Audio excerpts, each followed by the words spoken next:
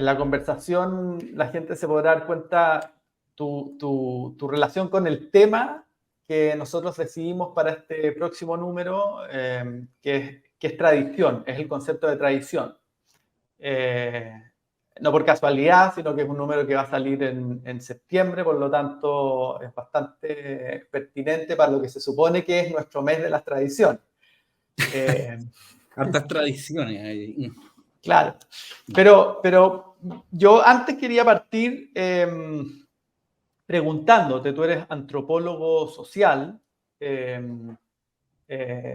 fundaste, creaste o armaste y le diste dirección a esto que se llama MUCAM, Museo Campesino en Movimiento, si no me equivoco. Vamos a hablar de eso y entrar a fondo con eso porque ese es como una cantera de la riqueza, digamos, de lo que uno podría considerar como ciertas tradiciones locales, chilenas. Pero antes yo te quería preguntar, ¿qué es para ti tradición? Me imagino que hay maneras como bien correctas de definirlo, pero también con tu experiencia me imagino que hay ganado una idea tal vez distinta, tal vez más amplia de lo que es tradición. ¿Qué es lo que es para ti la tradición?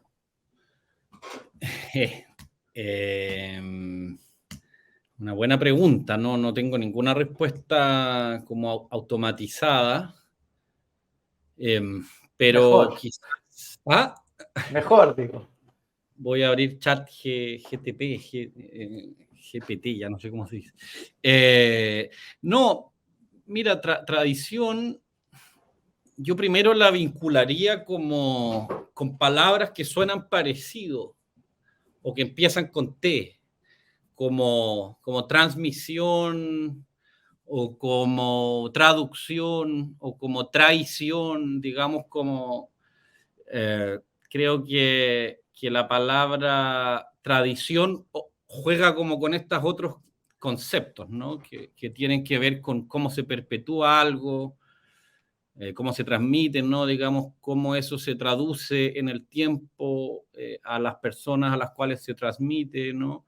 Cómo eso que se transmite varía, por lo tanto, muchas veces traiciona de alguna forma, o en este juego entre tradición y traducción, ¿no? Entonces, y también cómo se opone, en términos de cómo lo ha pensado por lo menos la antropología más clásica, a la innovación, ¿no? Es decir, como desde los primeros, digamos, protoantropólogos que empezaron como a utilizar la palabra cultura, ¿no? Como para definir esta serie digamos, de sucesos, de fenómenos, de acciones en las cuales nosotros vivimos, siempre se pensó la cultura como una cosa bien como funcional, ¿no? Como desde un funcionalismo, como si la cultura fuera una serie de normas, ¿no? Como una serie a partir de protocolos, ¿no? De acciones que las culturas o las distintas culturas seguían, ¿no? Entonces, en ese sentido, de ahí se funda como, digamos, esta lógica en la cual se divide como un mundo tradicional asociado a lo arcaico, a lo primitivo, a lo indígena, a lo campesino, con un mundo moderno, ¿no? Entonces, yo creo que digamos, esa manera de concebir lo tradicional o la tradición ha ido cambiando a lo largo del siglo XX. Bueno, teóricamente digo, como han habido nuevas perspectivas y yo creo que a mí me acomoda mucho pensar lo tradicional o la tradición como una suerte de invención, como es decir, yo estudio temas vinculados a lo tradicional en Chile, como tú decías al principio, o MUCAM se dedica a estudiar tradiciones, prácticas, digamos, como que son las palabras que uno coloca en los cuando está aplicando a los fondos, ¿no? Como, como la noción más como informativa de cómo uno se refiere a esto, pero que también da cuenta más ministerial. Más ministerial. Claro, la más ministerial y menos misteriosa, o menos eh, monastarial, como se dice, más de monasterio. Mm. Entonces, yo creo que la tradición, justamente los ritos, que es lo que investigo yo, en el fondo operan de la manera inversa como se habían entendido. Es decir, como yo creo que los ritos son un punto de partida para la cultura. Es decir, o sea, a propósito de los ritos es que suceden como fenómenos que son casi inversos a lo que podría pensarse como lo tradicional. Es decir, de ahí se improvisa, de ahí se innova, ¿no? De ahí, en el fondo, los ritos no sirven para mantener lo que estaba en el pasado, sino que casi que al contrario, sirven como para pensar la vida o la cultura como una suerte de aventura, ¿no? Así un poco como...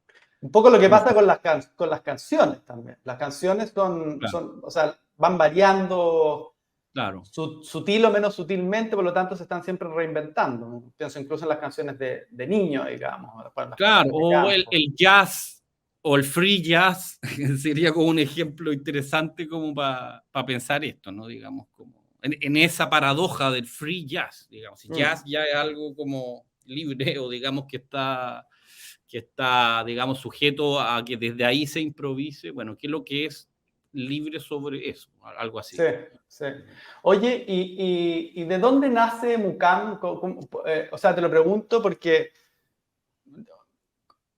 hay que tener un cierto espíritu para dedicarse como a las tradiciones, digo, una especie como de, Mm, no sé si, a propósito de lo que decíais del jazz, pero me acuerdo de una frase de Mal Davis que decía que el jazz era folclore, por lo mm, tanto, podía ir cambiando. El jazz no era una fórmula la de los años 20 o 30, sino que era una cuestión que lo llevaron a tocar jazz con instrumentos electrónicos, que era como lo anti-jazzístico.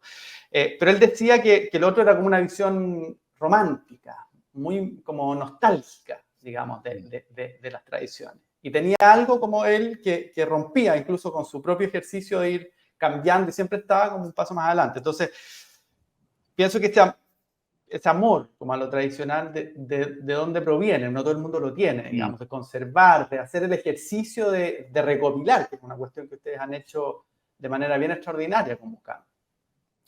¿Cómo nació esa cuestión? Sí, bueno, un poco a mí también me gustan harto los ejemplos como, no sé, lo que hizo Albert Ayler o Sam Rivers o Don Cherry, ¿no? Que en el fondo ellos como que operan sobre como una memoria musical, ritual y de práctica que ellos mismos vivieron, ¿no? En las iglesias cuando chicos, en el mundo como militar, ¿no? O sea, digamos, los lugares por donde ingresan los instrumentos con los que ellos después Sí, van a seguir tocando y eso queda como una especie de reservorio o de, claro, así como una cantera, como tú dijiste antes, que hay que empezar a asediar, por así decirlo, de alguna como forma, ¿no? a Como hurguetear. a hurguetear, a jugar con ella, ¿no? A negar también. Y un poco a mí me pasó lo mismo. Mucam nace, bueno, como un proyecto colectivo, no soy solo yo, es más gente, que investigaba distintos aspectos relacionados como con la cultura chilena, mestiza, campesina, asociada a fiestas populares, a rituales, ¿no? A músicas tradicionales, en distintas partes de Chile, ¿no? Que entonces decidimos como inventar este museo o antimuseo o este espacio para poder congregar ahí los proyectos, ¿no? Nace de eso y nace, por lo tanto, de la inquietud de distintas personas que estaban, en el fondo, haciendo cosas similares, ¿no? O sea, digamos, visitando recurrentemente fiestas, por decir algo, fiestas populares, digo, ¿no? Fiestas campesinas, como los bailes chinos, como el canto ludivino, como lo son las fiestas del norte de Chile, eh, registrando esas fiestas o esos ritos de manera también ordenada dentro del gran desorden, pero digamos recurrente, digamos, como haciendo un archivo, o sea, pensando esto como el registro como una práctica de archivo, de un archivo que reconoce, digamos, un fenómeno que sucede continuamente. Y luego pensando, digamos, teniendo esta experiencia como de terreno, de las mismas fiestas, de conocer a las personas, a la familia, a los paisajes, digamos, la música, la poesía, digamos, todo lo que involucra, por así decirlo, como esta ecología de lo que es un ritual que te puede servir para pensar el mundo entero, ¿no? Teniendo como esa experiencia en terreno y también teniendo la experiencia un poco más del laboratorio, que es donde se cocina el archivo, ¿no? Donde uno mismo genera un ritual como del archivo, ¿no? Entonces, Mucam nace de eso y posiblemente nace también de esta memoria como colectiva, que es Chile, que está llena de gestos, ¿no? De música que se te vienen a la cabeza. A mí me preguntan harto eso y siempre me acuerdo de que en mi casa se escuchaba un programa que se escuchaba la radio Umbral, y alguna vez yo escuché el sonido como un sonido metálico, como de una guitarra metálica que se me quedó, me acuerdo de eso, bueno, no sé, o pienso que lo escuché, no sé si me estoy inventando esto, bueno, lo mismo que hablamos antes, pero digamos en relación al pasado.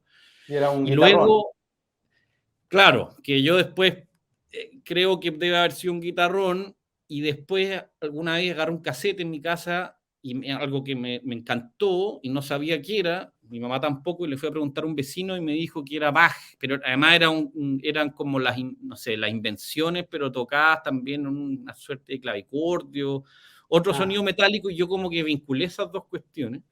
Y después, bueno, en la vida me vine a dar cuenta de que eso era Bach, que el otro quizá era un guitarrón, que estaban relacionados de alguna forma y que me hacían sentido, pero además que eran como parte de una como especie como de emoción de la infancia que sigue todavía. Entonces, Oye, y en estos como años de recopilación, de viaje, de estar como ahí, digamos, conociendo en terreno, como, ¿qué hay ahí o sea, con qué te has encontrado como gran sorpresa de esto? Es una pregunta demasiado amplia, yo lo sé, como hablar de lo chileno. Me imagino que hay muchos aspectos, pero ¿hay algo que te haya sorprendido particularmente, que se repita, que tú consideres que es una cuestión que solo has visto ahí, que solo te ha aparecido en estos lugares?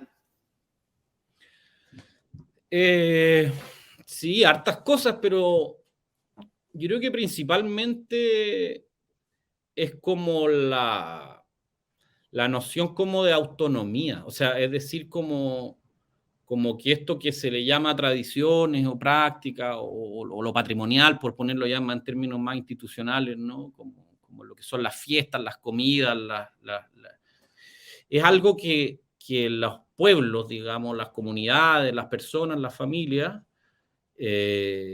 han ido resguardando durante mucho tiempo. Eso se ha ido transmitiendo, ¿no? Entonces, y esto ha perdurado, digamos, por siglos muchas veces, ¿no? O sea, los bailes chinos, hay datas de que la fiesta de Andacollo es de finales de 1500, ¿no? Entonces, incluso hay el baile Barrera, que es el baile número 1, son bailes que tienen 4 siglos. Y entonces es como una continuidad que se da gracias a que existe una fortaleza, por así decirlo, también una flexibilidad por parte de las comunidades por mantener o resguardar algo que es de ellos, digamos, algo que no tiene forma, algo que se hereda de alguna manera, pero que constituye también una suerte como de identidad, aunque no me gusta hablar de identidad, pero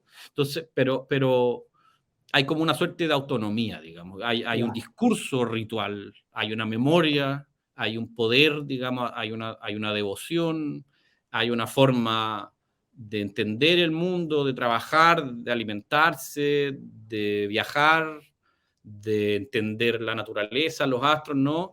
Que se va como construyendo, como colectivamente y se va transmitiendo. Y eso uno lo puede ver por lo menos en las fiestas, en los ritos y en el mundo indígena, en el mundo campesino. ¿Y cómo logra esto ser como impermeable a la televisión, a la radio, a una como cultura dominante capitalina, digamos, que ha llegado a todos lados y que llega con mucha fuerza? Además, lo pienso además como generacionalmente, porque si la tradición es como una entrega, qué sé yo, a nuevas generaciones, entre otras, pelea un baile chino con los intereses de un joven de 10 años que tiene celular y que accede como a una cultura planetaria que es invasiva, no sé. No sé si se entiende la pregunta, lo dije medio enredado. Sí. Pero... No. O sea, no es impermeable de partida, digamos. Al contrario, claro. Yo creo que es... O sea, esto va cambiando, digamos. O sea, lo mismo que te decía como al principio a propósito de la cultura, ¿no? Como... no se trata como de sistemas protocolares, de rituales que en el fondo reactualizan los mitos todos los años, sino que, o sea, también son eso, pero se trata, estas tradiciones o estas fiestas también van cambiando y se van adaptando. Y imagínate que han pasado, no sé, la colonia, la vida en las haciendas, ¿no? Como el surgimiento de las ciudades, las migraciones, la dictadura. ¿Y algunas van muriendo? ¿Te ha tocado como perseguir una tradición que se acabó en el camino? Claro, o sea, van transformándose, digamos. Ajá. O sea, y eso que se acabó, quizás después subterráneamente puede resurgir como un gesto en otro lado, digamos, ¿no? Como... Pero sí van transformándose y de hecho hay, o sea, hoy en día con internet y con, digamos, como con toda esta proliferación o profusión de esta cuestión virtual del celular y todo eso, uno nota como cambia radicalmente una estilística, una estética incluso, ¿no? Claro, como eso es algo súper patente, quizás lo más patente, digamos, pero lo que se mantiene igual es que existe en esta autonomía también un poder que se, en el fondo, enfrenta también a estas como suertes de grandes instituciones, llámese la iglesia, llámese los militares en su momento, llámese la antropología o el Ministerio de la Cultura o otras religiones, ¿no? O el avance de la ciudad o otros tiempos, como que en el fondo hay una autodefensa, por así decirlo, también de las comunidades que por supuesto que tienen esto súper claro, digamos, y uno con las instituciones así como más tradicionales, como la iglesia o el Estado, qué sé yo, lo ve patentemente, digamos. O sea, son tradiciones porque están en permanente conflicto, digamos. Y eso también tiene que ver con esta cuestión de la invención, digamos. El conflicto también es una fórmula de la invención para poder reproducirse en la innovación, en la improvisación, y no como en el estancamiento, en la permanencia digamos, de una fórmula canónica que se tiene que repetir porque alguien lo dijo, porque además fiestas, si bien por supuesto que tienen líderes o figuras, son, digamos, creación colectiva, digamos, son una permanencia de lo colectivo, de lo multitudinario, por así decirlo. Sí. Oye, ¿y Mucam hoy día en qué está? Sí. Mucam está, como siempre, en la ruina. No, son los proyectos que están avanzando, digamos, los proyectos básicamente son de investigación, por un lado. Es una ONG que, sin fines de lucro, que depende de financiamientos externos. Lo que pasa es que Mucam es como un juego, digamos, es decir, nos quisimos poner un nombre y como éramos harta gente, quisimos como volcar ahí lo que ya habíamos hecho y desde ahí empezamos a hacer cosas más colectivas.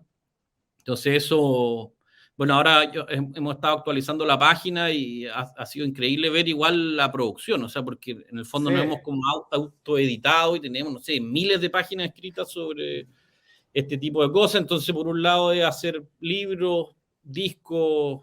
Claro, pero por otro lado, o sea, ese juego también los ha llevado como bien lejos algunas cosas. O sea, está, por ejemplo, la publicación del Canto a lo Divino por Mississippi Records, que es un sello importante acá en Estados Unidos, que es del 2003, de Portland, y que los tiene ahí, tiene publicado, digamos, antología, entre otras cosas. Digo, es un Claro. juego bien, bien serio. Sí, no, o sea, como todos los juegos, tienen, digamos, tienen esa paradoja. Sí, pues fue, o sea, a ese tipo de cosas que al principio partimos muy de autoeditar libros y trabajar como con la comunidad, haciendo esta especie como de una palabra que no me gusta, pero como restitución patrimonial, por así decirlo, es decir, como identificando quiénes eran nuestros potenciales lectores o escuchas, que eran la misma gente con las que trabajábamos, entonces como desarrollar todo un sistema como pertinente de comunicación, por así decirlo, para entender que, claro, el lenguaje de la fotografía, por ejemplo, se daba muy bien en relación con, si hacíamos libros que estábamos pensando para los mismos campesinas o campesinos. Entonces tuvimos mucho tiempo en eso, como trabajando de esa forma, y de pronto, por distintos motivos, se abrió la posibilidad de empezar a salir afuera, ¿no? Como a Estados Unidos, o al Reino Unido, a Irlanda, que son lugares donde también estas cuestiones se inventaron, ¿no? Como, Claro. y la recepción del mundo anglo ha sido súper interesante, porque es un mundo que le interesa mucho este asunto y que ha perdido también mucho este tema de las fiestas. Por ejemplo, en Inglaterra nos contaban que ya casi no se hacen cuestiones así como los bailes chinos, no sé, como las cuestiones tradicionales. Pero sí son unos consumidores enormes de discos, ¿no? de libros. Entonces, este disco que hicimos con Mississippi Records fue un poco en esa lógica, ¿no? Como de ellos se interesaron porque vieron en el canto a lo divino lo que ellos tienen, no sé, en el blues, ¿cachai? Como una Claro. historia de un mundo popular que tiene asociada sujeto, una estética, música, regiones, microhistorias, ¿no? Como sujetos, afinaciones de la guitarra, personajes, no sé, un poco lo que hizo, tú conoces bien lo que hizo Alan Lomax allá, incluso Mississippi Sí. Records editó el American Patchwork de él. Y así que, claro, nos ha llevado eso. También hemos trabajado harto, ahora a mí me gusta harto, estamos vinculados un poco al mundo de la arte plástica o de la arte medial, entonces hemos hecho algunas exposiciones, como en el fondo un objetivo para mí en estos momentos es colocar o intentar colocar en una clave más universal, digamos, lo que se entiende aquí por lo patrimonial, que me parece que es una postura muy, muy conservadora, digamos, ¿no? De parte del ministerio, de los centros de investigación, ¿no? Y sacarlo, hacerlo convivir, digamos, con otros mundos, ¿no? Como colocarlo en una clave mayor, en una clave donde la cultura popular dialoga al mismo nivel que con la cultura de la elite, ¿no? O incluso con otros, ahí está lo de la traducción nuevamente, ¿no? Digamos, en otras lenguas. Yo creo que a mí eso me tiene como bien entretenido en estos días. Bueno, felicitaciones. La verdad que el proyecto es muy bonito. Y estaba pensando a propósito de lo que dijiste. Nosotros pusimos una frase que la voy a parafrasear mal, pero que es de Mahler, de Gustav Mahler, que en relación con la tradición para él es fuego y no cenizas. Ya. Que un poco yo creo que es ese conflicto de cómo instituciones consideran lo patrimonial como una cuestión estancada y como cenizas, digamos, del pasado, y no Claro. como un fuego que crece hacia adelante. Es una mirada para atrás y no para adelante. Yo creo que Mucam tiene una cosa bonita en ese sentido. Sí, yo estaba pensando harto ahora a propósito, bueno, de los 50 años. Tú decías que septiembre es un mes de tradiciones y de traiciones.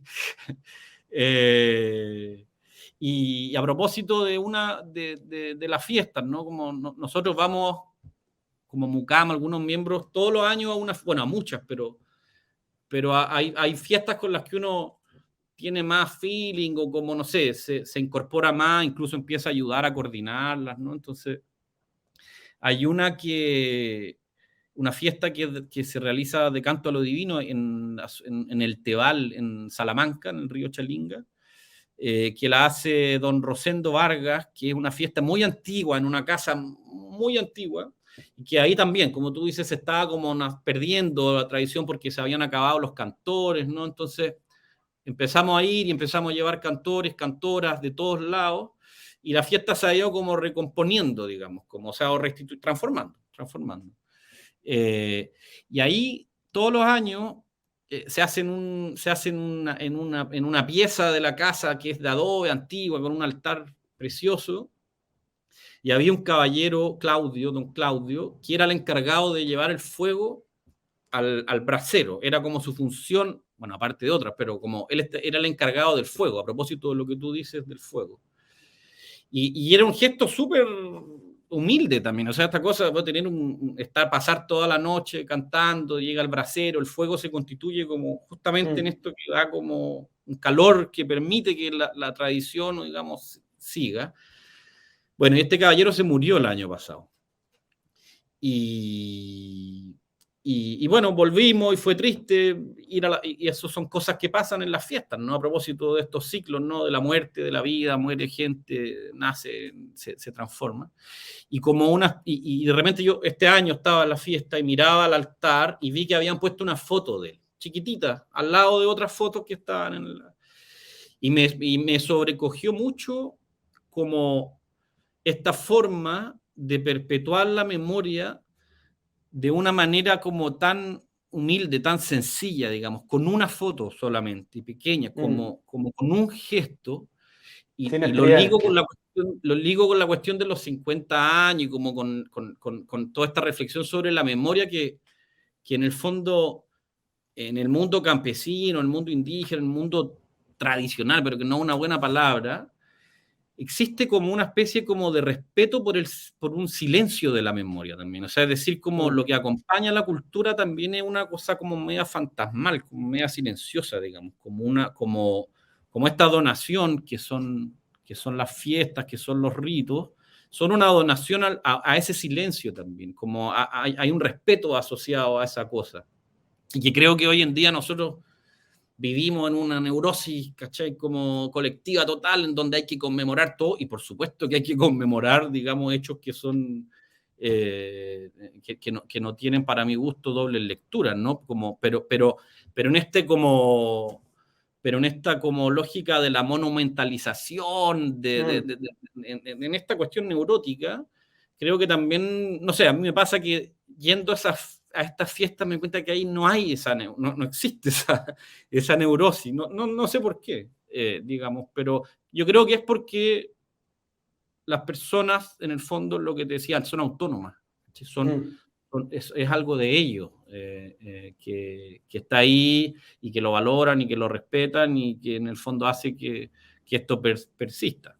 Sí, sí. Bueno, se nos acabó el tiempo, pero sí, y también pensaba como en el valor de la sobriedad, como una característica que está por ahí dando vueltas en lo profundo de la chilenidad, o estaba. Parece que más bien estaba que está. Pero el valor de la sobriedad, como la necesidad de una vuelta la a cierta elegancia. sobriedad. Raúl Ruiz decía que no había nada más elegante que lo que sucedía en el mundo campesino, que lo que es muy cierto, digamos. Como elegante en el sentido de respetuoso, digamos. Como de abierto. Súper. Oye, muchas gracias. Bueno, se quedan muchas cuestiones afuera, pero vamos a hacer la invitación también para que la gente visite el sitio de Mucam, que está muy, muy bueno. Un súper trabajo. Felicitaciones por eso. Gracias. Gracias a ti, Danilo. Chao, chao. Chao, chao.